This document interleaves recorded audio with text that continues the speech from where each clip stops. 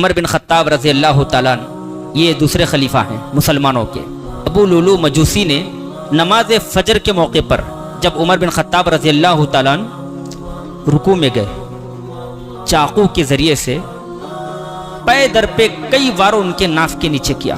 اس سے پہلے عمر بن خطاب نے کہا تھا، اے لوگو، دن قریب آ گئے ہیں، کوئی مجھے قتل کر دے گا۔ باقاعدہ علماء نے اس بات کو لکھا ہے، محدثین نے اس حدیث کو لکھا ہے اور یہ صحیح ہے۔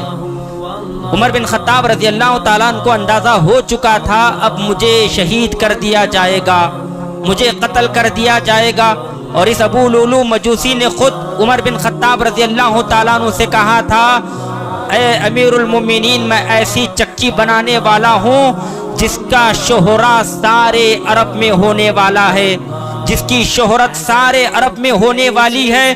اس وقت عمر نے کہا تھا، یہ شخص مجھے قتل کرنے کی دھمکی دے رہا ہے، وہی شخص نماز فجر میں آتا ہے۔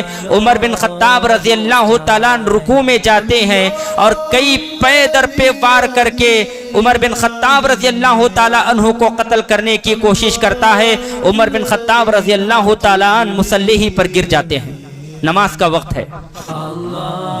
عمر بن خطاب رضی اللہ تعالیٰ عنہ پر غشی طاری ہو جاتی ہے، بے ہوشی طاری ہو جاتی ہے، اٹھا کر ان کو ان کے گھر لے کر جایا جاتا ہے، چارپائی پر سلایا جاتا ہے۔ ایک طویل عرصے تک، ایک لمبے وقفے تک ان پر غشی طاری رہی۔ لوگوں کے درمیان پریشانی ہے کہ ہم کیسے عمر بن خطاب رضی اللہ تعالیٰ عنہ کو ہوش میں لائیں۔ ایک صحابی جن کا نام حضرت مسور رضی اللہ تعالیٰ عنہ ہے، انہوں نے کہا، امیر المومنین عمر بن خطاب اپنے زندگی میں جس چیز کا سب سے زیادہ اہتمام کرتے تھے وہ نماز ہے، لہذا نماز کا نام لے لو وہ فوراً اٹھ جائیں گے۔ خطاب رضی اللہ تعالیٰ عنہ کو یہ آواز لگائی گئی، اے امیر المومنین، نماز کا وقت ختم ہو رہا ہے۔ جو شخص ایک لمبے عرصے تک، لمبی مدت تک غشی طاری ہو، بے ہوشی طاری ہو، نماز کا نام سن کر عمر بن خطاب رضی اللہ تعالیٰ عنہ فوراً ہڑبڑا کر اٹھ گئے اور کہنے لگے، لا حظ فی الاسلام لمن ترک الصلاۃ، لوگوں جو نماز چھوڑ دیتا ہے اسلام میں اس کا کوئی حصہ نہیں۔ پھر آپ رضی اللہ تعالیٰ نماز پڑھنے کے لیے کھڑی ہو گئے۔